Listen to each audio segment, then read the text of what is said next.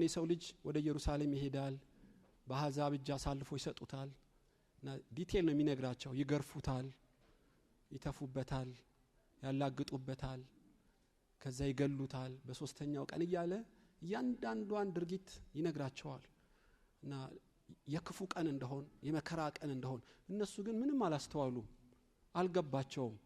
ይህም ነገር ተሰውሮባቸው ነበር ይላል።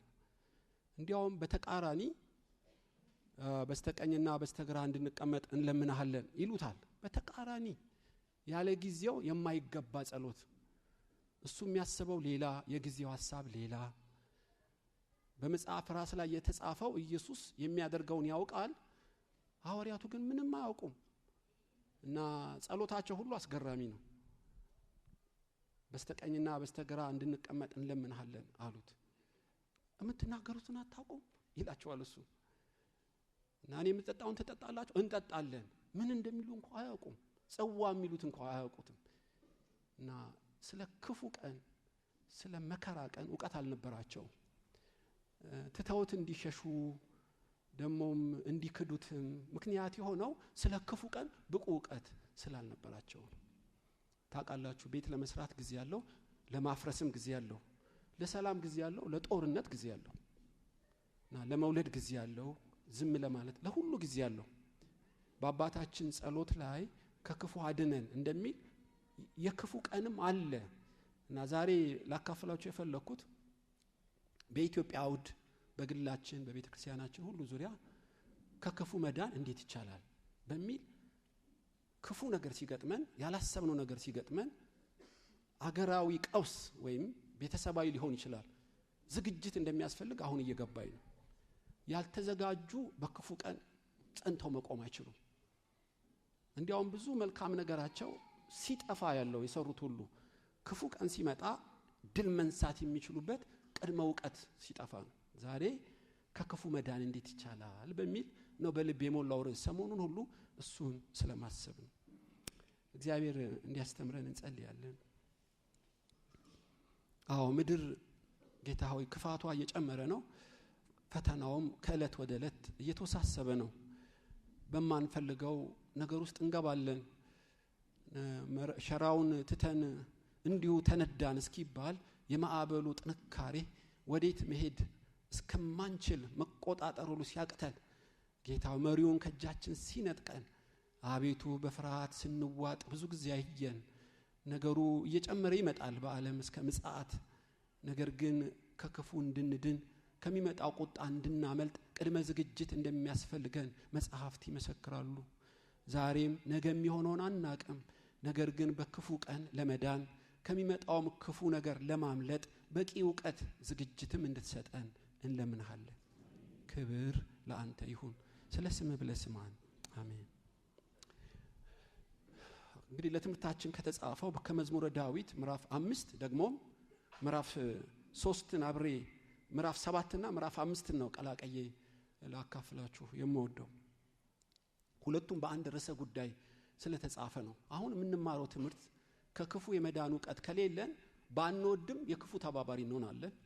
ቅድም በኤርሚያስም እንደተነገረው ነብዩም ካህናቱም እንደ በቅሎ መገስገስ ሆነ፣ ዋሊያም ጨረባ እንኳን ዕውቀት አላቸው፣ ሕዝቤ ዕውቀት አጣ እያለ እንደሚገስጸን በመልእክቱም ላይ በጢሞቴዎስ እንደተነገረው ነው። እና ክፉ እየጨመረ ስለሚመጣ ሳናውቅ ክፉዎች እንዳይጠቀሙብን፣ እኛም በክፋት መረብ ውስጥ እንዳንገባ፣ ስለዚህ በሰውና በእግዚአብሔር ፊት የሚጣፍጠው ሕይወታችን እንዳይበረዝ በክፉ ሰዓት ጸንተን ለመቆም ዕውቀት እንደሚያስፈልገን ገባኝ። ብዙ ቅኖች ሳያውቁ ሲጠለፉ ስላየው ብዙ የዋሆች በማያውቁት አቢሴሎምን ብዙዎች ተከተሉ። አብዛኞቹ ለምን እንደሚከተሉ ታያውቁ እና አውሬ ዘነቸረው ዱር የበላው አብዛኛው ዕውቀት በማጣት ነው። በራሱ ክፉ ሆኖ አይደለም። አንድ ክፉ ሰው ሁሉን ሲያስተባብር ለምን እንደሚያስተባብራቸው ስላላወቁ ማኑ ያስነካቸዋል እና ጸጸትና የብድራት ማነስ ሲሆነ ያለው ማለት ነው። ዛሬ በዚህ አውድ ነው የምንካፈለው። ከክፉ መዳን እንዴት ይችላለሁ? ምዕራፍ 7 መዝሙረ ዳዊት በህይወቱ የተማረውን ደግሞ ለትምህርታችን የተጻፈውን በመዝሙረ ዳዊት ምዕራፍ 7 አነባለሁ። በጌታችን በኢየሱስ ስም አነባለሁ። ስለ ቢንያማዊ ሰው ስለ ኩዝ ቃል ለእግዚአብሔር የዘመረው የዳዊት መዝሙር። አቤቱ አምላኬ ባንተ ታመንኩ፣ ከሚያሳድዱኝ ሁሉ አድነኝ አውጣኝ፣ ነፍሴን እንዳንበሳ ነጥቀው እንዳይሰብሯት የሚያድን የሚታደግ ሳይኖር። ይሄ ኩዝ ማን ነው? ዳዊት የዘመረለት ሰው ወይም እንዲዘምር ያስገደደው ሰው ሲገባን ነው መልእክቱም ይገባን። መቼም ሲተቀቡ መከራ ይበዛባችኋል። ዳዊት ስለተቀባ ተልኮ ስለተጫነ የዚህ ዓለም ገዢዎች ዝም ሊሉት አልቻሉም። እረኛ ሆኖ ምንም መከራ አልደረሰበት። እግዚአብሔር ልኮት በሳሙኤል ከተቀባ ቀን ጀምሮ እስከ ሞት ድረስ መከራ አልተለየው እና ቅባት መከራ ይጠራል ነው የምላችሁ። ይሄ እንግዳ ነገር አይደለም። ስለዚህ ነው ኢየሱስም ሊዘብቱበት ሊያላግጡበት የተፈለገው እና መድንና ቤዛ ሆኖ ስለተላከ ነው። ምንም አድርጎ አይደለም እንደምታውቁ። ስለዚህ የእግዚአብሔር እጅ የእግዚአብሔር አጀንዳ ያለበት ሁሉ መከራ አለው። ለኛ የመዳን ምልክት ለነሱ የመጥፋት ቢሆንም ነገር ግን የዚህ ዓለም ገዢ ዝም አይልም። በተቃራኒው መከራ የሌለበት ሰው ራሱ መመርመር አለበት። ምናልባት በትክክለኛ ጎዳና ላይሆን ይችላል። ስለ እውነት መከራ የሚቀበሉ ሁሉ እነሱ የእግዚአብሔር ወገኖች ናቸው። መከራ ግድ ነው የምላችሁና ስደት ይመጣልና ዳዊት ላይ የእግዚአብሔር ሐሳብ ቅዱስ ቅባትም ስላለበት መከራ ተነሳበት። በተለይ በጉልህ በብሉይ ኪዳን በሰው ይመሰል እንጂ በአዲስ ኪዳን መንፈሱ አለ። ውጊያችን ከሰዎች አይደለም እና በብሉይ በሰው የሰራው መንፈስ በአዲስ ኪዳን መንፈስ ሆኖ ይሰራል በተለያዩ ሰዎች። አሁን በብሉይ ኤልዛቤል ሰው ነች። በአዲስ ኪዳን ግን ራእይ ላይ ተጽፋለች። ስለ ኤልዛቤል መንፈስ ተጽፏል። ይገርማችኋል። መንፈሷ ያው ነው አሰራሩ። እና ዳዊት በመቀባቱ ምክንያት ከተነሱበት 3 የመከራው ምክንያቶች አንዱ ዶይቅ ነው። በኋላ እንብላችኋለሁ። ዶይቅን የላከው ንጉስ ሳኦል ነው። ተመቅኝቶታል። ሳኦል ጎልያድን ከገደለ ዳዊትም እልፍ ገደለ ከተባለ ቀን ጀምሮ ልቡ ተቀይሮበታል። እና የመከራ ሁሉ ምንጭ ሳኦል ነው። እና ግን የሳኦል እጆች ረጃጅም ናቸው እንደምታውቁት። አንዱ የላከበት ዶይቅ ይባላል። አንደኛ ሳሙኤል 25 ላይ ተጽፏል። ዶይቅ እሱን አይደለም ትኩረቴ ወደ ኩዝ ነው መመጣላችሁ ተንደርድሬ። እና ዶይቅ በቤተ ክህነቱ ዙሪያ ስለላ እንዲያደርግ ሳኦልና መንግስቱን የሚቃወም ሰው ካለ እንዲጠቁም የተላከ እስራኤላዊ ያልሆነ የሌላ አገር ሰው ነው ዶይቅ። በቤተ ክህነት ሊገባም አልተፈቀደለትም። ለምን? የአብርሃም ዘር አይደለም ዶይቅ። ግን ንጉስ ሳኦል ስላዘዘው ቡጣ ማለት አትችልም፣ ግባ ማለት አትችልም። አደገኛ ሰው ነው። ወደ ቅድስተ ቅዱሳን ባይገባም ክህነቱን በሙሉ የሚመረምር ሰው ነው። አንዳንድ ነገስታት እንደዚህ ያደርጋሉ። ስለ ደህንነትና መንግስታቸው ክብር ሲሉ ማንም ነገር ሊያደርጉት ይችላሉ ታውቃላችሁ። እና ሁሉም በመነጽራቸው ውስጥ እንዲገባ ይፈልጋሉ። ከእጃቸው ያፈነገጠ እንዳይሆን ይፈልጋሉ። እና አንዱ የመንግስት አደጋ ቤተ ክህነት ነው። ለምን? የህዝቡ ልብና እጅ በእነሱ እጅ ነው። ለጸሎት ለመስዋዕት ስለሚመጡ ካህኑ መንግስቱ ላይ አመፀ ማለት ብዙ ነገር ያሳድማል። እና ቤተ ክህነቱ ከቤተ መንግስቱ እንዳይወጣ ስለላ ያደርጋሉ ማለት ነው። ይሄንን የሚያስተባብር የሚያሳልጥም ዶይቅ የተባለ በስም ያለው የተላከ ሰው። እና አብዛኞች ካህናትን ለመንግስት ማጋፈጥ መጽሐፍ ቅዱሳዊ ህሊና ስለማይፈቅድላቸው ብዙዎች ይሻይሉ። የተመለመለው ከአሕዛብ ወገን ነው ታውቃላችሁ። እና ለእንጀራው ሲል ለስልጣኑ ሲል ምንም ነገር ማድረግ የሚችል ጨካኝ ሰው ነው ዶይቅ። እና አቤሜሌክና ዶይቅ ይተዋወቃሉ። እንደምን አቤሜሌክ ሊቀ ካህኑ ደህና ነኝ ዶይቅ ይባባላሉ ማለት ነው። እና ድንገት አንድ ቀን ዳዊት ወደ አቤሜሌክ መጣ። አቤሜሌክ ሊቀ ካህን ነው የምታውቁት። ቱሚምና ኡሪም አለው። በቤተ ክህነቱ በእግዚአብሔርና በሰው ፊት የሚማልድ ነው። የተቀባ ነው፣ የተላከ ነው። እና ዳዊት ሮጦ መጣ። ሲመጣ እረኛ ነው ዳዊት። የሳኦል መቶ አለቃ ነው ዳዊት። በዛን ሰዓት የሜልኮልን ባል ነው። ሆኖም ወደ ንግስና አልመጣም፣ ቢቀባም አልመጣም። ገና የተቀባ ሰሞን ነው። እንዲያውም ብላቴናው ዳዊት ዛሬ ለምን መጣ ቤተ መቅደስ? ያኔ በታቦት ውስጥ ታቦቱ በድንኳን ነው። በእርግጥ መቅደሱ አልተሰራም። ሆኖም 85 ካህናት ያጀቡት ታቦት እና የቅዳሴ ስርዓት አለ። አይ ሳኦል ብርቱ መልእክት ልኮኝ ነው እንዲና እንዲያርግ ብሎ የደህንነት ስራ ሰጥቶኝ ነው እና ምን ላርግልህ ታዲያ አለው። ከችኮላው የተነሳ የጦር መሳሪያ ሊያስቁም እና የጦር መሳሪያ ካለ ስጠኝ አለው። ያ የገደልከው ጎልያድ የሱ ሰይፍ በኤፋት ተጠቅልሏል አለው። በጣም ጥሩ እሱን የሚመስል የለም ስጠኝ አለው። ከጨርቅ ከተጠቀለለው ውስጥ ፈቶ የጎልያድን ሰይፍ አቤሜሌክ ለዳዊት ሰጠው። በዚህ ሰዓት ካሜራ የሚያነሳው ማን እንደሆነ ትገምታላችሁ? አደገኛው ዶይቅ ነው። ምቹ ጊዜ ያገኘ እና ሌላ ምን ትፈልጋለህ አለው። ርቦኛል እንጀራ ስጠኝ አለው። እንካ ብሎ ሰጠው።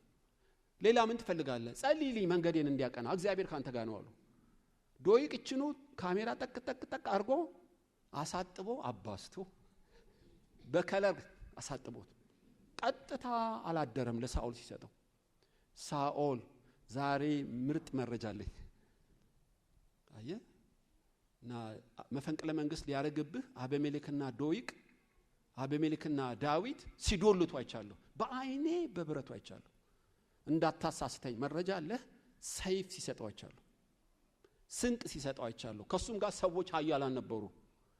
ልክ ነው ሰጥቶታል። የሰጠበት ሞቲቭ ግን ይሄ አይደለም። ሳኦል ልኮኛል ስላለው ርቦኛል ስላለው እንጂ መፈንቅለ መንግስት የሚለውን የጨመረው ዶይቅ ነው። ይገርማችኋል። ክፉ ቀን መጣ። ወደ እግዚአብሔር መቅደስ ስትገባ እግርህን ጠብቅ የተባለው ለዚህ ነው። እና ቃል ጥቂት ይሆን የተባለውም ለዚህ ነው። እግዚአብሔር በሰማይ አንተ በምድር ነህና አትቸኩል የተባለው ለዚህ ነው። ለምን? ጣጣው የትየለሌ ነው። አየህ በክርስቶስ ደም የተዋጁት እግዚአብሔር የደከመበት ታላቅ ፕሮግራም ሊፈጽም ባለበት ውስጥ ክፉ አስተዋጽኦና የክፉ መሳሪያ ከሆንክ ጣጣው ብዙ ነው። ሌላ ነገር ቢበላሽ ይቻላል።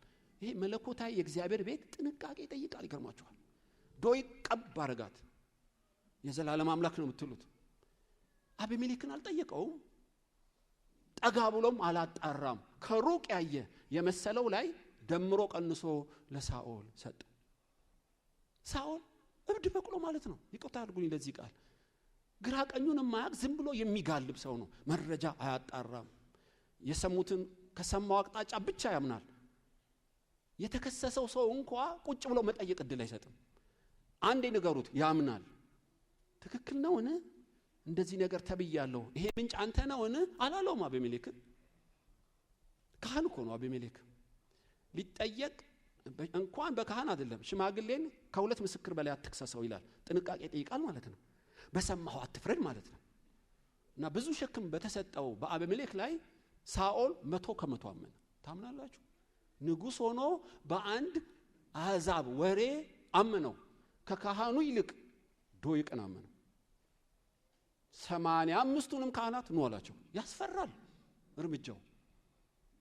ከእሴይ ልጅ ከዳዊት ጋር መፈንቅለ መንግስት አረክብኝ አለው። ኖ አሉ 85ቱም። ንጉሶች ተሳስተሃል። ያንተ የታመነ ወታደር ነው፣ አማች ነው፣ ሁልጊዜ እንደጠየቀኝ ነው ያረኩለት። ስለዚህ ሰይፍና እንጀራ የሰጠሁት ለዚህ ጉዳይ ነው። ኖ አለ። 85 ሲደመር አቤሜሌክ 86 ሰዎች በአንድ ድምጽ ቢነግሩትም የኩዝ ቃል በለጠባቸው። የዶይቅ ቃል በለጠበት። ያስገርማል። ምን ያክል ልቡ እንደጨለመ፣ ምን ያክል እዚህ ዓለም ገዢ እንደተቆጣጠረው፣ ምን ያክል ለክፉ ቀን እንዳልተዘጋጀ ታያላችሁ። ንጉስ ነው፣ ግራ ቀኙ ግን አይደለም። የዶይቅን ቃል ትክክል ነው። 85ታችሁም መገደል አለባችሁ አለ። መገደል ሳኦል ካህን ማለት ኮባ ማለት አይደለም። በአንድ ቀን የሚበቀል የብዙ ሰው ዕዳ የብዙ ሰው ሸክም ያለበት ነው። አየህ ለመማለድና ለማስተማር ፍርድና ሕግ ስርዓቱን ለማስተማር በእግዚአብሔር የተቀባ ነው። አንድ ካህን ለማብቃት ቢያንስ 30 ዓመት ይፈጃል። 85 ካህናት ጨረስክ፣ ከእስራኤል ላይ ክብርን አነሳ እንደ ማለት ነው። ሳኦል እባክህን በምንም አይነት ግደሏቸው አለ። አቤት የሰው ቁጣ! ይገርማችኋል። ክፉ ቀን ሲመጣ ምን ማድረግ እንዲገባው አልተዘጋጀም። ቢያንስ 2-3 ጊዜ እንኳን ቢያስብበት፣ 2-3 ጊዜ እንኳን ቢጸልይበት። ወገኖች ሆይ መግደል ቀላል ነው፣ የሞቱትን ማንሳት ግን አይቻልም። ከአፍ ቃል የፍርድ ቃል ማውጣት ቀላል ነው፣ ንስሐ ለመግባት ብዙ ጣጣ አለው። ብዙ የተገነባን ህብረት መናድ ቀላል ነው፣ ህብረትን መገጠም ግን በጣም ከባድ ነው። አንዳንዴ የማይገኙ ከእጅ የሚወሰድበት ዕድሎች አሉ። ብዙ የደከምክበት ሙሉ ለሙሉ ሊጠፋ ይችላል ደሞዝህ። ሳኦል የዘላለም አምላክ ነው የምትሉት ካህናት፣ ወታደሮች እምቢ አሉ። ኖ ሳኦል አሁንስ ካህናትን አንገልም አሉ። ስለዚህ የራሱን ሰይፍ መዞ ለዶይቅ አቀበለው፣ ግደላቸው አሉ። ዶይቅ 85ቱንም በጩቤ አንጀታቸው ዘረገፈው።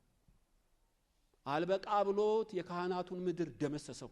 ሕፃናት፣ ሰዎች፣ እንስሳ አልመረጠም። ሳኦል ከሰማይ በታች በእጁ ሰይፍ አወደማቸው። የተቀባው እስራኤልን እንዲጠብቅ ከፍልስጤም እንዲያድን ነበር። ቅባቱን ለማውደም ተጠቀመበት። ከባድ ነው ወገኖች። አይደለም የሰው ደም፣ የእንስሳን ደም እግዚአብሔር ይፈልጋል። በሬ ሰው ቢገድል ወግራችሁ ግደሉት አለ። በሬውን አይደለም የሰው ልጅ፣ የ85 ካህናት ደም ተገኘበት ማለት ነው። ታውቃላችሁ ምድራችን ለምን አታርፍም? እኔ ገርማኛል። የብዙ ንጹሃን ደም ስላለባት ምድሪቷም አትሸከምም። አየህ፣ ደም አፍሳሽ የሰው ደም ይጮሃል ወደ ሰማይ እና ምንም ጠበቃ ባይኖረውም ባለጠጋ ባይሆንም የሰው ነፍስ በደሙ ስላለች ይገርማችኋል፣ ደም እንደ አቤል ደም ይጮሃል እና ምድሪቷ ትጨነቃለች። ሳኦል 85 ካህናት የገደለ መሰለው። ደማቸው የዘላለም አምላክ ነው ብትሉት እኔ እንቅልፍ መያዙም እደነቃለሁ። ለዚህ ሁሉ ያበቃው ምንድነው? ከክፉ የመዳን ዕውቀት የለውም። ወሬ ሲሰማ የማጣራት አቅም የለውም። እጁን በማላይ እንደሚጭን ምን መዘዝ እንደሚያመጣበት ምን ማድረግ እንዲገባው በክፉ ቀን ሳኦል ዝግጁ አይደለም። እሱ ዝግጁ ማን ነው? ለመግደል ነው ዝግጁ የሰማውን ሰምቶ እርምጃ የመውሰድ ነው ዝግጁ። ግራ ቀኝ የማጣራትና የመጠንቀቅ ክፉ ወሬ ክፉ ምን ነገር ሲመጣ ዝግጅት አላረገ። እንደምታውቁት ነው አወደማቸው። ለዚሁ ያዘጋጀው ዶይቅን ሳኦል ለዚሁ ያዘጋጀው።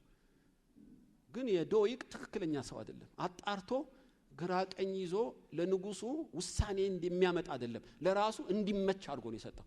ታሪኩ በመዝሙር ውስጥ ዳዊት ተንብዮበታል። ዶይቅ አንደበት እንደመላጭ የተሳለ ነው፣ በባለጠግነት ኮርተሃል እና ብዙ ንጹህ ደም እንዲፈስ ምክንያት ሆንክ፣ እግዚአብሔር ከሕያዋን ምድር ይነቅልሃል ያጠፋሃል እያለ ዳዊት በመዝሙር ተቀኘበት በዶይቅ ላይ እና ነገሩ ታሪክ ይቀጥላል። ታውቃላችሁ።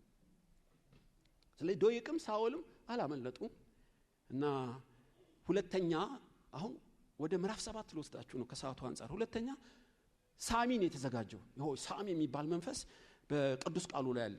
የዶይቅ በቤተ ክህነቱ ነው ብያቸዋለሁ። ሳሚ የፕሮፓጋንዳ ኃላፊ ነው። እሱ ስለላ ቤተ መቅደስ ምናምን አይደለም ተሰጦ። ሳኦል የላከው በተራራ ላይ ቆሞ የሳኦልን ሐሳብ እንዲያስተናግድ በሱ ላይ የተነሱትን ሞራል እንዲሰብርና አሁን አክቲቪስት እንደምትሉት ነው ሳሚ። ሞባይል ላይ ቁጭ ብሎ ዩቲዩብ ላይ ቁጭ ብሎ ማጠልሸት ይችላል፣ ስም ማጥፋት ይችላል። እንደዚህ ያለ ተግባር የሚሰራ ነው። አቢሴሎም ሲያሳድደው ዳዊት ወደ ጫካ ሲሄድ ተራራ ላይ ቆመ። ማን? የቢንያም ሰው ሳሚ ይላቸዋል። የሥጋ ዘመዱ ነው። ሰው ሁሉ የሰማው ተራራ ላይ ቆመ። አሁን ማህበራዊ ድረ ገጽ ላይ ቆመ ስንል ነው የሚገባል። ተመሳሳይ ነው በብሉይ። አንተ የደም ሰው ምናምንቴ የደም ሰው እያለ አፈር እየበተነ ጠጠር እየወረወረ ይረግመው ነበር። እየተከታተለ ሊገለው አይደለም የፈለገው፣ ሳይኮሎጂካል ጥቃት። የደም ሰው ከባድ ነው ቃሉ። ንጹህ ደም አፍስሰሃል፣ የሳኦልን መንግስት ገልብጠሃል እና ዙፋን ተኮርነህ እና ለዙፋን ስትል የሜሮብን 5 ልጆች ገለሃል እንደማለት ህዝብ ሁሉ እየሰማ በቢሮ ሊያናገረው ሲችል ጉዳዩን መጠየቅም ሲገባው ምቹ ጊዜ መጣለት። ዳዊት በልጁ ተሰዶ በጫካ ባዶ እግሩን እያለቀሰ ሲሄድ ተራራ ያቆመ። አቤት ክፉ ቀን ይገርማችኋል። እና የደም ሰው ዳዊት መመለስ አልቻለም። በሰው ሁሉ ፊት ስሙን ያጠፋዋል። የደም ሰው እያለ ምናምንቴ እያለ የመከራ ሰዓት ነው እና ጭጭ ዳዊት ዝም። እግዚአብሔር ይሰማል። እናንተ ተውታት መልሱለት፣ መልስ ይሰጠዋል። ክፉ ቀን መጣ። ለሰደበው አልሰደበውም፣ ለዛተበት አልዛተበትም፣ ለረገመው አልረገመውም። ጭጭ ስጋውን ነክሶ በክፉ ቀን እንዴት እንደሰለጠነ ታያላችሁ ዳዊት። ያ ግን ሰደበው፣ ፍጻሜው አላማረም። ታውቃላችሁ፣ የዶይቅም አላማረም፣ የሳሚም አላማረም። በተለይ ዳዊት ሞቶ ሰለሞን ሲነግስ የብልጥግና ዘመን ነበር በእስራኤል። ይሄ ተራጋሚው ሳሚ ሪቫይቫልን አላየም። በንጉስ ሰለሞን ሰዓት ሰለሞን የገደለው እንዲያውም መሸለም ሲገባው ንግስት ሳባ የሰለሞን ጥበብ ልትሰማ እኮ ሄዳለች። በጎረቤት ያለው ሳሚ ግን በሪቫይቫሉ ሰዓት የለም እና ተወግቶ ሞቷል ልላችሁ ነው። የሆነ ሆኖ ፍጻሜያቸው ባያምርም በዘመኑ ግን ብዙ ጉዳት አምጥተውታል ዳዊትን። እንዲያው ሊሞት ሲል ዳዊት አንዱ አጥንቱ የተሰበረው ሳሚ ብርቱ እርግማን ረግሞኛል። ብርቱ እርግማን መቼ? ገና ድሮ ነው የረገመኝ። ጎልያድ አይደለም ትዝ የሚለኝ ብርቱ እርግማን እና ልቡ ተጎድቷል ማለት ነው። አሁን ማካፈላችሁ ግን እሱ አይደለም። በእውነት ከሰዓቱ አንፃር ዛሬ ምዕራፍ 7 ነው ከክፉ መዳን በሚል ርዕስ ስለ ኩዝ ነው ማካፈላችሁ። ሶስተኛ ሳኦል ላከው፣ አንደኛው ዶይቅ ነው፣ ሁለተኛው ሳሚ ነው፣ ሶስተኛው ኩዝ ይባላል። ይሄ ኩዝ ምናልባት ዛሬ ይሆናል የሰማችሁት ስሙን። እና ዳዊት 2 ምዕራፍ ነው የዘመረበት። ከዶይቅም ከሳሚም የከፋ አደገኛ መከራ አምጪ ሰው ነው ኩዝ። ቢንያማዊ ነው፣ የሳኦል ቤተ ዘመድ ነው። እና የተሾመው የተላከውም መጽሐፍ ቅዱስ ላይ አንደኛ ሳሙኤል ምዕራፍ 23 ቁጥር 21 ላይ ነው። ኩዝ ነው ያለው ሳኦል የደህንነት ሚኒስትር አድርጌሃለሁ። የነጭ ለባሾች ማለት ነው፣ የሰለላ ማለት ነው እንዳሁኑ። እና ባጀትንካ ሰዎች መድቤልሃለሁ፣ ተልኮ ልንገርህ፣ እግር በእግር ትከታተለዋለህ፣ አጥብቀ ፈልገው፣ እግር በእግር ተከታተለው፣ ያየውን ሰው ሁሉ ጠይቅ፣ የሚደበቅበት የሚሸሽበት ስፍራ እንዳይኖር ተመልከት፣ በምድር ቢሸሸግ በአላፋት መካከል እንኳን አድነው። ደምስ ሰው ዳዊትን ለማን ነው የተባለው? ለኩዝ ነው። ኩዝ እነዛ አንዳንድ ናቸው። ኩዝ ግን የደህንነት ሚኒስትር እንጂ አየ ከስሩ ያሉት ማአት ናቸው። ምናልባት ሊስትሮ ሊሆን ይችላል፣ በቃ ሰላይ ይሆናል የኩዝ አለቃ። ምናልባት ገበሬ ሊሆን ይችላል፣ ምናልባት ነጋዴ ሊሆን ይችላል። እና ደህንነት ይከታተልሃል ብትባል ቡና እየጠጣ ፊት ለፊት ያየ ሰው ሁሉ እሱ ይመስልሃል። የነጭ ለባሾች እጅ አታውቀውም። እና ትከሳለህ፣ ትሸብታለህ፣ ደም ጨምሮ ትሞታለህ፣ ሳትያዝ ትሞታለህ። ደህንነት ይፈልግሃል ከተባልክ ማን መሆኑን ስለማታውቅ ጎልያድ አንድ ነው፣ ቀላል ነው። ሶሪያኖች አንድ ናቸው በቡድን። የኩዝ ውጊያ ግን ምንጩን አታውቀው። እና ዳዊት ኩዝ ተልኮብሃል ተባለ ማለት ነው። እንደዚህ ዘምሮ ያቅም ዳዊት የዘላለም አምላክ አለ፣ ፈራ እና ምን እንዳደረገ ታውቃላችሁ? ኩዝን የመሰለው ምዕራፍ 7 ቁጥር 1 የሚያሳድዱኝ ሁሉ ጌታ ሆይ ብዙ ናቸው። አለቃው ኩዝ ቢሆንም አሳዳጆች ግን ብዙ ናቸው የሱ ልጆች። አቤቱ እፈራዋለሁ፣ ጌታ ሆይ አድነኝና አውጣኝ። ነፍሴን እንዳንበሳ ነጥቆ ሊሰብራት ነው። ሰባሪ አንበሳን የተላከብኝ ጌታ ሆይ እፈራዋለሁ ይላል። እንዲያውም ምዕራፍ 5 ላይ ቁጥር 9 ላይ ምን ይለዋል? በአፋቸው እውነት የለም፣ ልባቸው ከንቱ ነው፣ ጉሮሯቸው የተከፈተ መቃብር ነው፣ በመላሳቸው ሸንግለዋል። የተከፈተ መቃብር ታውቃላችሁ? ሞት ሞት ነው የሚሸተው። ኩዝ የሚል ስም ስሰማ ሞት ሞት ነው የሚሸተኝ። ጌታ ሆይ የሞት ጥላ ልፍ ይልብኛል። አይ እንደ ሰባሪ አንበሳና እንደ ሙታን ሽታ የሞት ሽታ ሆነብኝ እያለ ይመስለዋል። ጠረኑን ጭካኔውን እንደ አንበሳ ሲገልጠው ጠረኑን የተከፈተ መቃብር ይለዋል። በጣም ከባድ ነው የኩዝ መንፈስ። በእንዲህ ያለ ሰዓት ምን እናርግ? ምንጩን ማታቀው በራሪ ቀስት ሲበዛብህ፣ ወዳጅ ያልከው ሲከዳ፣ ነገሮች ሁሉ ተገልብጠው አደጋ ሲመጣብህ ምን ታደርጋለህ? ዛሬ እሱን ነው ማካፈላችሁ። 3 ነገር ከክፉ ነገር ለመዳን በ3 ነገር ተዘጋጅ በማለት ነው ምናጠናው። አንደኛው ለጥበቃ ወደ እግዚአብሔር መጮህ። በቃ ቡድን መሰብሰብ የለብህም። እንባ ጠባቂ ጋር መሄድ የለብህም። ስለተቀባ ተልኮ ስላለ ክፉ መንፈስ እንደ ኩዝ አደገኛ አጥፊ መናፍስት ይልክብሃል። እና በዚህ ሰዓት ለጥበቃ ወደ እግዚአብሔር መጮህ ነው። ዳዊት እንደዚህ ጮኸው አቤቱ አምላኬ ሆይ ወደ ምሽጉ ገባ ማለት ነው። የሚቀጠቅጥ ባንተ ላይ ወጥቷልና ምሽግህን ጠብቅ፣ ኃይልን እጅግ አበርታ የተባለው እዚህ ጋር ነው። ወደ አምላኩ ፊቱን አዞረ። ብዙ ጊዜ ክፉ ሰው ክፉ መንፈስ ይነሳብን ወገኖች ሆይ የሚረዱን የሚያግዙን ሰዎች እናደራጃለን። አዋጭ አይደለም። ስጋ ለባሽ በዚህ ሰዓት ሊረዳን አይችልም። ሊያባብሰው ሊያሳስተንም ይችላል። መከራ ሲመጣ መጀመሪያ ማድረግ ያለብህ ሁሉን ወደሚችል አምላክ መጮህ ነው። ጮሆ መዳን። እግዚአብሔር ይርዳን። አየህ በስልክም በአካልም ስሜትን እየገለጥክ እንዲረዱልህ ንጹህ መሆንህን መንገር አዋጣህም። የሚያድን የሚታደግ አንድ ብቻ ነው፣ እርሱም እግዚአብሔር ይባላል። ጮሆ መዳን። አድነኝ ጌታ ሆይ አድነኝ። አብርሃምም አቤሜሌክ ክፉ እንደሆነ ስለሚስቱ ሊገለው እንደሚችል ገባው። ታውቃላችሁ፣ ወሰዳት እህቴ ነች ስላለ። አብርሃምም በሩን ዘጋ። የዘላለም አምላክ ሚስቴን አድን ብሎ ጮኸ። እግዚአብሔር በሌሊት አቤሜሌክ ቤተ መንግስት ገባ። ነብይ ነው ይጸልያል፣ መልስ አለው። ነብይ ነው፣ ሰው ያደራጃል፣ ግሩፕ ይሰበስባል አላለው። ወደኔ ይጸልያል። ጸሎትን የሚሰማ በዙፋኑ ላይ አለ። ወገኖች ሰው አይረዳችሁም። አልቅሰህ ብትነግረው አይገባውም። አየህ ተጨንቀህ ብትነግረው የልብህ አይገባውም። የሰው የልብ ጭንቀት የሚገባው የእንባን ድምጽ የሚያነብ ኢየሱስ አለ። ሁሉ ባይገባው ኢየሱስ ይገባዋል። መርዶክዮስም ሃማ ሊገለው ነበር። ጨካኙ እንደ ኩዝ ልብሱን ቀደደ፣ ማቅለበሰ። ለምን? ሃማ ባጀት በጅቷል፣ ቀን ቀጥሯል፣ ፈረሰኞች ገዳዮች ተዘጋጅተዋል። ሃማ 100% እንደሚገለው እርግጠኛ ነው። በዚህ ሰዓት ነገራት ለአስቴር። አስቴር ያለችው በጣም ይገርመኛል። የንጉስ ሚስት ነኝ እኔ ያለው ምንም አትሆንም አይዞህ አላለችውም። አጎቴ መርዶክዮስ 3 ቀን ጾምልኝ፣ ወደ አምላክ እንጮህ። ፖዚሽኔን አልታመነውም፣ የንጉስ ሚስት መሆኔን ቁንጅናዬን አልታመንም፣ ልምዴንም አልመካም። ምን እንዳረግ ትፈልጊያለሽ? ለ3 ቀን ማንም እንዳይበላ በአምላክ ፊት እንጾም። ድንቅ ነው። ጮሆ መዳን። ቅድም በሊቲ እንደጸለየችው ሄሮድስ ማን ያድናል? ያዕቆብን ቀነጠሰው፣ ህፃናትን ሁሉ ገሏል። የሄሮድስ መንፈስ የሃማ ዘር ነው ባይዘው። ጴጥሮስን አሰረው በ16 ወታደር። ምን አደረገ? የተቀባ ሰው ኢየሱስ የደከመበት። እባክህ ሄሮድስ ፍታልን። በልምምጥ በዲፕሎማሲም አይሆንም። ማርያም ብርቱ ጸሎት ታደርግ ጀመር። የዘላለም አምላክ በር ዘግተው መጮህ ጀመሩ።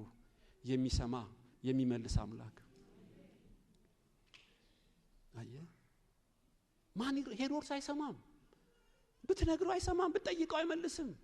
ደም የጠማው ስልጣን የጠማው በብዙ በመግደል አልፎ የተሰጠ ሰው ንግግር አይገባውም።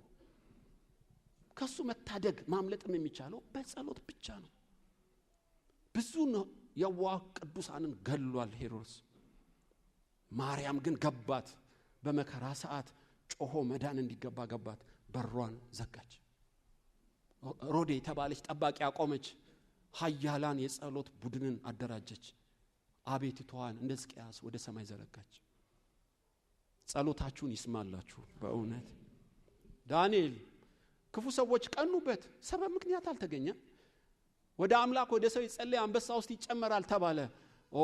ወገኖች ሆይ ታውቃላችሁ፣ ዳንኤልም በሩን ዘጋ፣ ወደ አምላኩ ጸለየ።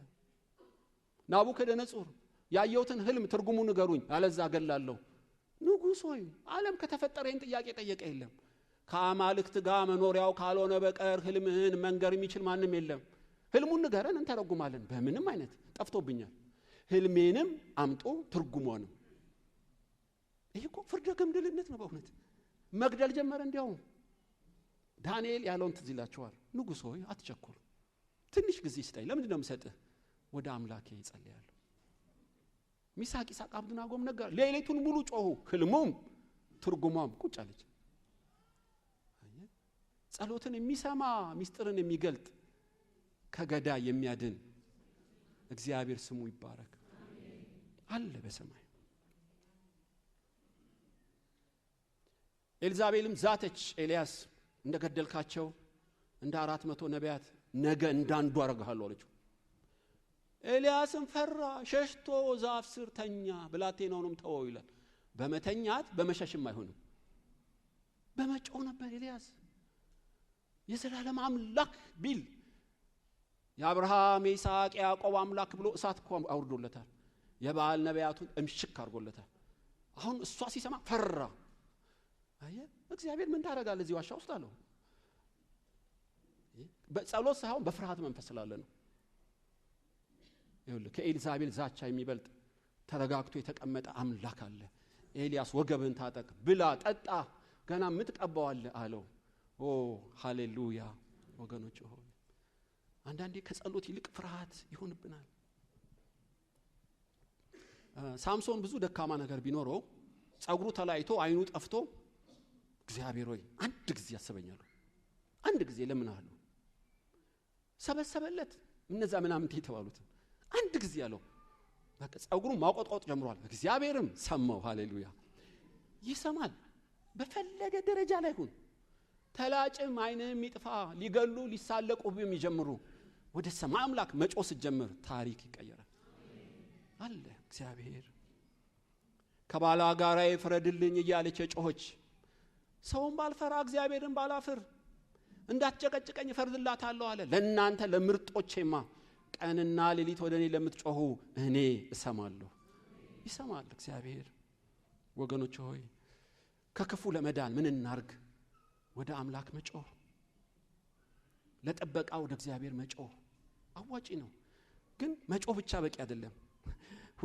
ሁለተኛ ምክንያት እንዳይገኝብን ለንስሐ ራስን መመርመር ነው። ራስን ሳትመረምር ንስሐ ሳትገባ ሺህ ብትጮህ ማዳን የለም። ዳዊት በመዝሙረ ዳዊት ምዕራፍ 7 ላይ ቁጥር 3ን ላንብብ።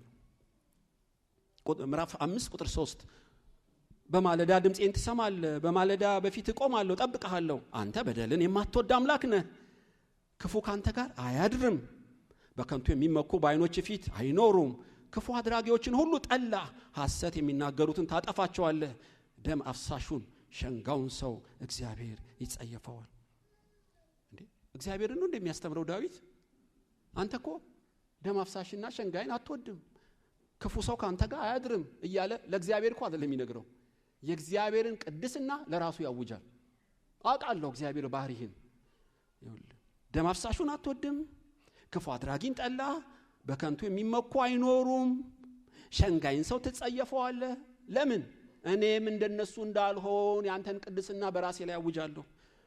ለንስሐ ራስን መመርመር፣ ምክንያት እንዳይገኝብህ ራስህን መመርመር፣ በእግዚአብሔር ቱንቢ መፈተሽ ግድ ነው። ሰው የዘራው ማጨዱ አይቀርምና ነው። እንዲያውም ምዕራፍ 7 ነው ምዕራፍ 7 ቁጥር 3 አቤቱ አምላኬ እንዲህ አድርጌ ቢሆን እንዲህ ካደረኩ ምን ካደረኩ አመጽ በጄ ቢኖር ክፉ ላደረጉብኝ ክፉ መልሼ ብሆን ጠላቴን በከንቱ ገፍቼው ብሆን ጠላቴ ነፍሴን ያሳዳት ያግኛት ሕይወቴን በምድር ላይ ይርገጣት ክብሬም በትቢያ ላይ ያዋርዳት። አውቃለሁ ባህሪን። ሲረግመኝ ረግሜው ከሆነ ሲዶልቱብኝ ዶልቼበት ከሆነ ሲያማኝ አምጬው ከሆነ አይቀርልኝም መረገጥ። ለምን? አንተ ጻድቅን አታዳላም። ይኸውልህ እንዳደረጉብኝ አድርጌ ከሆነ ባህሪህን አውቀዋለሁ ጌታ ሆይ። ስለዚህ ሰው ነኝና ሳኦል ሲያሳድደኝ ኩዝን ሲያዘምትብኝ ድንገት እኔም አሳድሜ ብሆን አምቼ ብሆን ረግሜው ቢሆን ጠልቼው ብሆን እኔም እንደሱ መረገጤ መሰደድ አይቀርም። ስለዚህ ፈትሸኝ፣ ኩላሊትና ልቤን ፈትሸኝ፣ እርም ቢገኝብኝ ንስሐ እንድገባ አመልክተኝ። ለምን? እርም ባለበት ልማት የለም። አየህ፣ ለንስሐ በተዘጋጀ ልብ ነው የምትመልሰው እንጂ እንደ ጠላቶቼ ምክንያት ከተገኘብኝ መበርበሬ መዋረድ አይቀርም። ባህሪን አውቀዋለሁ። ለንስሐ ራስን መመርመር። ዳዊት ራሱን ይመረምራል። ታውቃላችሁ፣ ራሳቸው መመርመር አቅቷቸው ጸሎታቸው ያልተሰማ ብዙ አሉ። አንዱ እህታችን ሳራ ነች። ራሷ ነች አብኩታ የጋገረችው እኮ ከአጋር ጋር ተኛ ያለችው መኝታ ቤት ያመጣችላት እሷ ነች። አብርሃም ምን ያርግ? በጭኔ ላይ ትውለድ፣ በቃ በልጅ እንጽናና፣ እግዚአብሔር ማህፀኔን ዘጋ። እሺ ካልሽ ጥሩ ነው አላት። እንዳረገዘች ባየች ጊዜ ናቀቻት። የኔው ጣጣ ነው ብላ አላለችም፣ አልመረመረችም። በእኔና ባንተ መሃል እግዚአብሔር ይፍረድ። ምን ይፍረድ? በፊት ሞገስ ስለሰጣት እኮ ነው የናቀችኝ። እና የልብ የትዕቢት የተሰማት አንተ ፊት ሰጣት። እኔ ምን ላድርግ አላት። ይወድልሽውን አድርጊ አላት። ሳራም ታሰቃያት ጀመር። አይደለም ችግሩ የራሷ ነው። ንስሐ መግባት መመርመር አልቻለችም። ጣቷን አጋር ላይ ጣቷን ባሏ ላይ ቁጭ አደረገችው። አይደለም ነገሩ የተጀመረው ከራሷ ነው። አዋጪ የሚሆነው ራሷን መርምራ ንስሐ ብትገባ ነበር። እልህ፣ የኃይል ቃል፣ ደባ፣ ትዕቢት አዋጣም። አልሆነም። ብዙ ዓመት አጋር ስትማረር እስማኤል ተደገመላት። ምን ታመጫለሽ አላት። በልህ ነው ራስሽን አታይም? ከባድ ነው ወገኖች ሆይ። ዳዊት ብልጥ ነው። ጌታ ሆይ እኔ ባህሪን አውቃለሁ። ሸንጋይ ማለት ታውቃላችሁ፣ ደም አፍሳሽና ሸንጋይ እኩል ነው ዳዊት የዘመረው። ለምን? ብዙ አእምሮን ስለሚያበላሽ ሸንጋይ ሰው ብዙ ሰዎች ያሰናክላል፣ ከቸሽ ያስቀራል፣ በሰው ላይ ሐሳብን ይቀይራል። ሸንጋይ ደምን ከማፍሰስ ጋር እኩል ነው። እኔ አልሸነግልም፣ እነሱ ሸነገሉኝ አልሸነግልም፣ አሳደዱኝ አላሳድድም። ድንገት ግን ይሄ ዘር ተገኝቶብኝ ቢሆን ንስሐ እንድገባ እርዳኝ። ለንስሐ ራሱን ያዘጋጃል። ኑሃሚን ማራ በሉኝ እግዚአብሔር ባሌን ልጄን ገደለ። ኧረ እባክሽ እግዚአብሔር አይደለም የገደለው፣ ራስሽ መመራቅቶች ነው። ያለ ምሪት ሄደሽ ነው። ጣዖት በሚያመልክበት 10 ዓመት ኖረሽ ነው። እግዚአብሔር አይደለም። መመርመር ሲያቅታት እግዚአብሔር ላይ አንደበቷን ከፈተች። የምታውቁት ላባ ለምንድን ነው የምታሳድደኝ? 20 ዓመት ቀንና ሌሊት ቁርና ሐሩር እየበላኝ በጎችን ጠበቅኩ። አንድ ቀን በግ እንድበላ ፈቅደህ አታውቅም። አውሬ ዋጨረውን ጤነኛ በግ ታስከፍለኛለህ። ጎሽ ብለኸኝ አንድ ቀን አታውቅም። ያ ሳያንስ ቤቴን በረበርክ። ምክንያት ምንድን ነው አለው። ጥሩ ነው አባት ከናፈቀ ሂድ። ጣዖቴን ለምን ሰረክ አለው። ያሳደድኩ የበረበርኩ ምክንያት አለኝ። ጣዖቴ አምላኬ ተሰርቋል። ጣዖትን የሰረቀ ይገደላሉ። ያዕቆብ አላወቀም።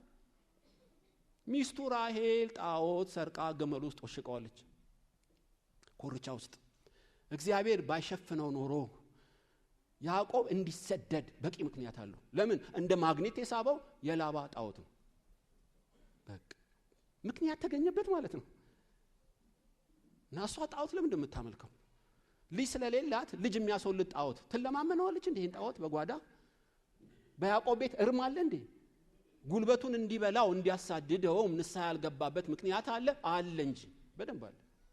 ሺህ ቢጮህ ስለ ቃል ኪዳኑ እንዳይገለው አረገ እንጂ ለመበርበር ራሔልም ለመሞት ምክንያት የሆነው በድንኳኗ ውስጥ እርም ስለተገኘ ነው። ዳዊት ራሱን ሲመረምር ያዕቆብ አልመረመረም። በኋላ ነው የገባው። ጣዖት ያመለካችሁ አምጡ ልቅበር እያለ መመርመር ጀመረ። አየ ስኬትና በረከቱ ይበዛለት ነበር። አልመረመረም። ከእስራኤል ለምን አወጣህን ጌታ ሆይ? ለጠላቶቻችን አሳልፈ ከሰጠህን ምድረ በዳ ብትገለን ይሻላል። ኢያሱ ነው ያለው። በጠላት እጅ የኛ ወገኖች ለምን ይሞታሉ? ቁጥራችን ለምን ይቀንሳል? ኢያሱ መጮህ አያዋጣም፣ ተነስ ከኔ ፊት አለው። በግንባር ብትደፋ ብትጮህ አልሰማም። ከዚህ በኋላ ከናንተ ጋር አልሄድም። ለምን? ምን አደረገ? ራስን መርምር። እርም አለ በቤታችሁ። በጣም ጥሩ። ተሰብሰቡልኝ፣ በነገድ ተከፋፈሉ። እጣ ሲጣል አንዱ ላይ፣ እጣ ሲጣል ቤተሰብ ላይ፣ እጣ ሲጣል አካን ላይ ቁጭ አለች። አካን በእግዚአብሔር አምልሃለሁ ምንድን ነው ያረከው አለው። በዘረፋ ሰዓት ካባና ወርቅ አየሁ አማረኝ፣ ወስጄ አስቀመጥኩ። የጣጣችን ሁሉ ምንጭ አንተ ነህ። የሞታችን የውጊያችን እንዲበጠበጥ ማህበሩ ምክንያት አንተ ነህ። እኛ አላወቅንም ነበር። እርም አለ አንተ ጋር። ጠቅላላ ቤተሰቡን በድንጋይ ወግረው ገደሏቸው። ከዛ በኋላ እግዚአብሔር ከነሱ ጋር መጣ። የድል መንሳታቸው ብዛት ጨመረ። ታውቃላችሁ ውጤቱ። ራሱን መመርመር አቅቶት ይጮሃል። ኖ ጸሎት ብቻ አያዋጣም። ራስን መርምር ኢያሱ፣ ባህሪን አታውቅም ማለት ነው ይለዋል። ሳኦልም እግዚአብሔርን ጠየቀ። በህልም በቱሚምና በኡሪም አልመለሰለትም። ታውቃላችሁ ለምን? ሳኦል ህልምና ቱሚም ነቢያት ትላለህ እንዴ? ቤትን መመርመር አቅቶሃል ሳኦል። ጣዖት ጋር ትሄድ የለም፣ መናፍስት ጠሪ ጋር ትሄድ የለም፣ እግዚአብሔር አጥፎ ያለውን የሰቡትን ቤት ጓዳ አስቀምጠህ የለም። እልከኛ አይደለህም። ቱሚም ህልም ትንቢት አይሰራም። ተጨነቀ ይላል። ታውቃላችሁ ታሪኩ። ከክፉ ለመዳን ምን እናርግ? ለአምላክ ለጥበቃ ወደ አምላክ መጮህ። ሁለተኛስ ለንስሐ ራስን መመርመር። ሶስተኛና የመጨረሻው የእግዚአብሔርን ቅድስና ካወጀ በኋላ ሶስተኛው ለማምለክና ለማገልገል ቃል ኪዳንን ማደስ ነው። ምዕራፍ 5 ቁጥር 7 ነው። እኔ ግን በምሕረት ብዛት ወደ ቤት እገባለሁ፣ አንተን በመፍራት ወደ ቅድስና መቅደስ እሰግዳለሁ። ሳኦል አሳደደኝ፣ ኩዝ ቤተ መቅደስ ቅዳሜ እንዳልሄድ አደረገኝ። ደስ እያለኝ እንዳልሄድ ምክንያት አደረገኝ። ደህንነት አድርጎ ቢሆንም ስግደቴ በመቅደስ ትይዩ አድርጌ ጫካም በሆን ስግደቴን አላቆምም። ይኸውልህ አገልግሎቴንም መዘመሬን አላቆምም። በመከራ ሰዓት ቡራኬ ሲሰጥ ፍልክ ብዬ አልሄድም። ከእግዚአብሔርና ከቤተ ክርስቲያን የተሰጠኝን አገልግሎት ቁጭ አላደርግም። በቃ አገልግሎቴን አድሳለሁ፣ ስግደቴንም አላቆምም። እግዚአብሔር ሆይ ከክፉ ለማምለጥ እግዚአብሔርን ማምለክ፣ አገልግሎትንም መቀጠል፣ ቃል ኪዳንን ማደስ። ብዙዎች ያኮርፋሉ፣ ከኋላ ይቀመጣሉ፣ አገልግሎታቸውን ይተዋሉ። ከአምላክ እንጂ ከሰው የተቀበሉ ይመስላቸዋል። በመከራ ምክንያት አገልግሎትን ማቆም በጣም ከባድ ድካም ነው። በምድር ላይ መከራ ሳለ አለባችሁ፣ እኔ ግን ከእናንተ ጋር ነኝ ብሏል ኢየሱስ። ወደ መስቀል ሞት እየሄደ እንኳን ፈሪሳውያን፣ ሰዱቃውያን፣ ጸሐፍት ከእጁ የአባቱን ተልእኮ አላስጣሉትም። ተፈጸመ እስኪል ድረስ አላቆሙትም። ብዙዎች ግን አቆመዋል። እና አሳፍ ግራ ገብቷቸዋል። እና አመፀኞች ምንም አይሆኑ፣ በየቀኑ እኔ ተወቀጥኩ፣ ዝማሬ የሚባል እኔ አልገባኝም አለው። ዕንባቆምም ግራ ገብቶታል። በእውነት ምርምራዊ ጥያቄ ውስጥ የገቡ ብዙ አሉ። እንደ ይስሐቅ ሚሳቅ አብደናጎም እሳቱ ቢነድም ክፉዎች ቢበዙም ለእግዚአብሔር መስገድን አገልግሎትን እንዳናቆም ኢየሱስ ይርዳን። አገልግሎት አይቆምም፣ ስግደት አይቆምም። ነውጥስ ይቀጥላል፣ መከራስ ይቀጥላል። እስከ ምጽአት ድረስ መልኩን እየቀያየረ ይቀጥላል። መከራ ደረሰብኝ ብሎ ከቤተ ክርስቲያን የቀሩ ዕውቀት የላቸውም። በመከራ ሰዓት ማምለጥ ምን እንደሆነ አያውቁም። አገልግሎትና ስግደት የዓመት ፍቃድ የለውም። ገዳም ቁጭ የምትልበት ምንም መንደር የለውም። የነብርን ጭራ እንደያዝክ ነው። መከራ እየተቀበልክ አገልግሎትን ትፈጽም ዘንድ ልጄ ጢሞቴዎስ ሆይ ተጠንቀቅ። የክርስቶስ በጎ ወታደር ሆነ እንደኔ መከራን ለመቀበል ተዘጋጅ። አገልግሎት አይቆምም፣ ስግደት አይቆምም። ወገኖች በዚህ ከተቃኘን ምን ይሆናል? ክፉ ነገር ሲገጥመን፣ መከራ ሲመጣብን ለእርዳታ ወደ እግዚአብሔር መጮህ፣ ለንስሐ ራስን መመርመር፣ አገልግሎትና ስግደትን ላለማቆም ቃል ኪዳንን ማደስ። በዚህ ቅኝት ውስጥ ካለን ምን እንደሚሆን ምዕራፍ 5 ቁጥር 7 ላንብብና ጨርሳለሁ። ምዕራፍ 7 ቁጥር 6 መዝሙረ ዳዊት። አቤቱ በመዓት ተነስ፣ በጠላቶቼ ላይ በቁጣ ተነስ። አቤቱ አምላኬ ባዘዝከው ትእዛዝ ንቃ። የአሕዛብ ጉባኤ ይከብብሃል፣ በእነርሱም ላይ ወደ ከፍታ ተመለስ። እግዚአብሔር በአሕዛብ ይፈርዳል። አቤቱ እንደ ጽድቄ ፍረድልኝ፣ እንደ የዋህነቴ ይሁንልኝ። የኃጥአን ክፋት ይጥፋ፣ ጻድቁን ግን አቅና።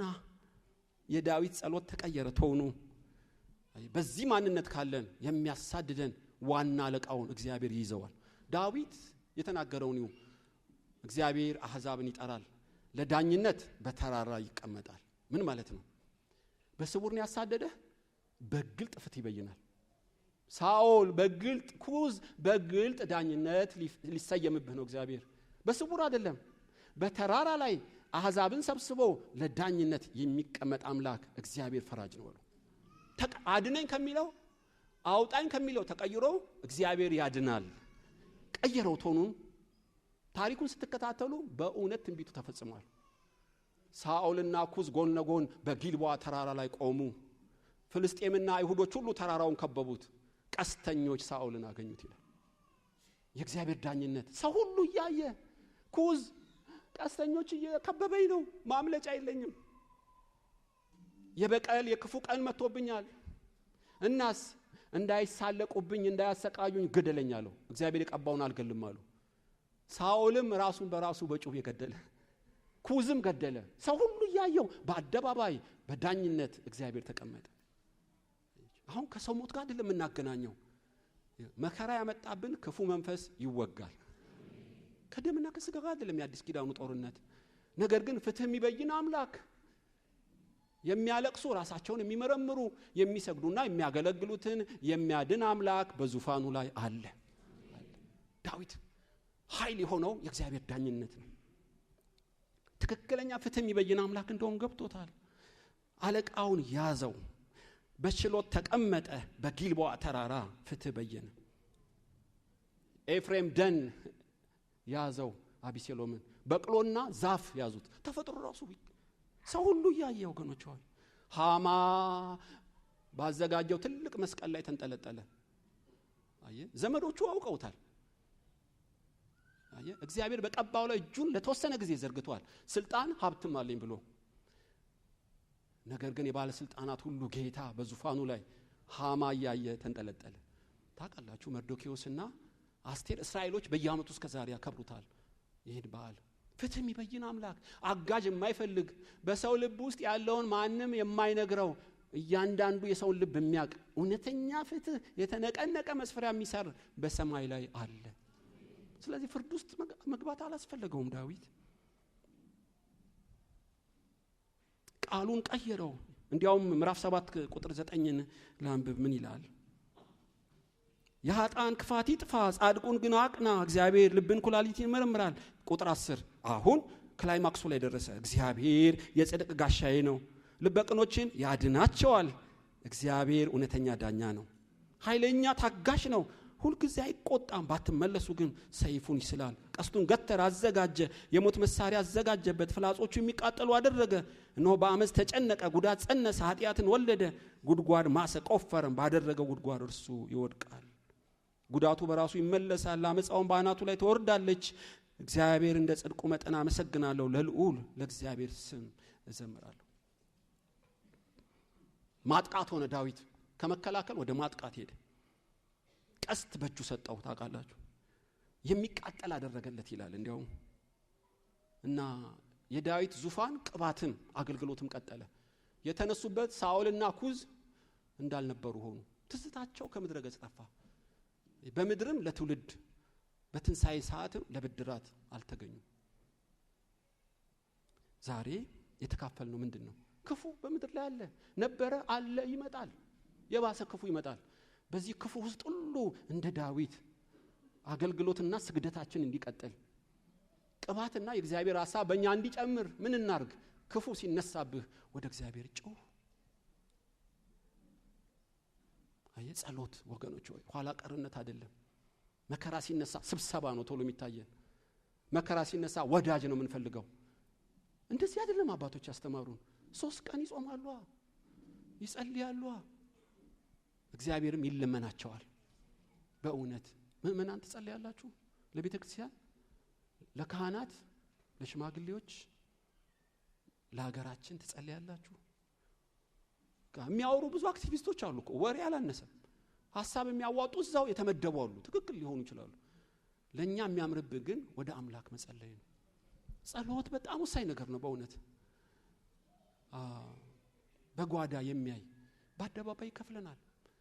በዚህ በጉባኤ ተጨነቃችሁ አላችሁ፣ በትዳር፣ በአገልግሎት፣ በስራ፣ በንግድ። እስኪ ልጅ ሆይ ትንሽ እንኳን ፋታ ይኑር፣ ወደ አምላክ ተመለስ፣ ጊዜ በጅት። እስቲ 1 ቀን ወይ 2 ቀን ጾም። ያ ብዙ ያስጨነቀ ዳመና ይበትነዋል ጌታ። ኃይለኛውን ይይዝልሃል፣ ማምለጫም ያመለክታል። መጨነቅ መፍትሄ ነው አይደለም።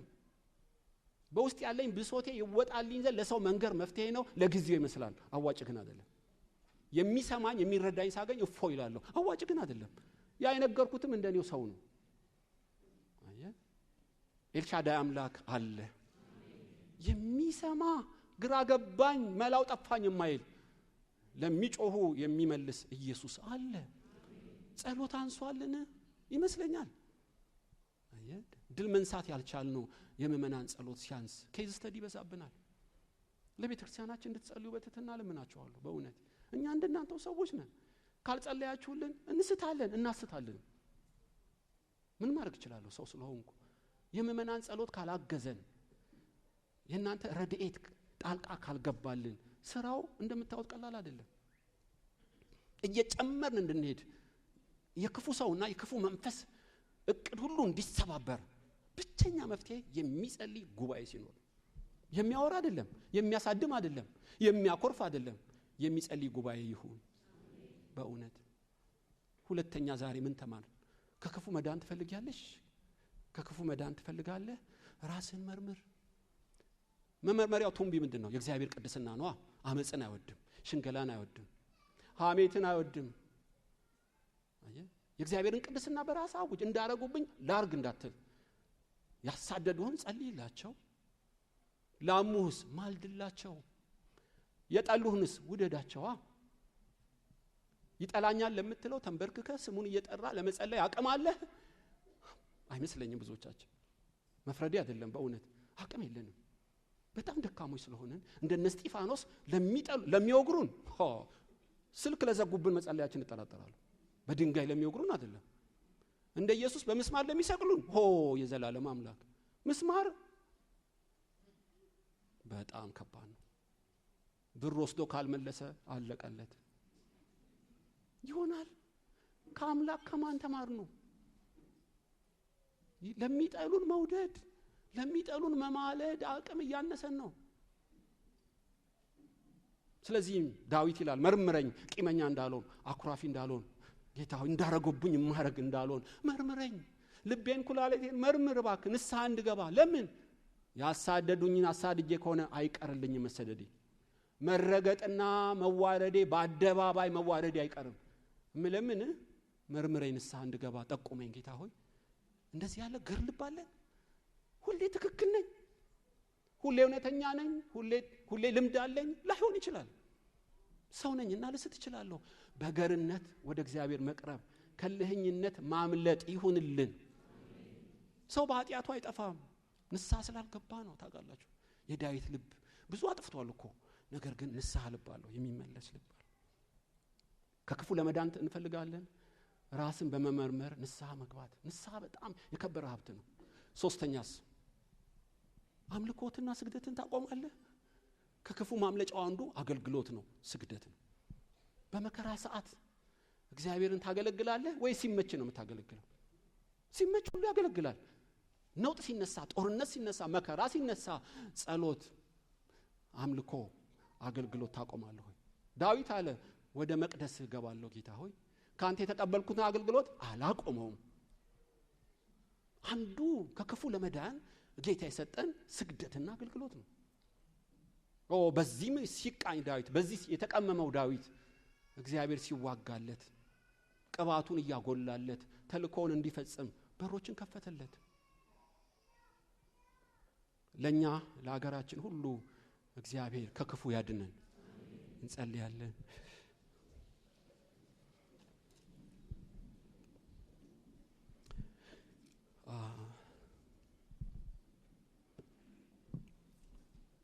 ጌታ ሆይ መስበክ መስማትም ቀላል ነው።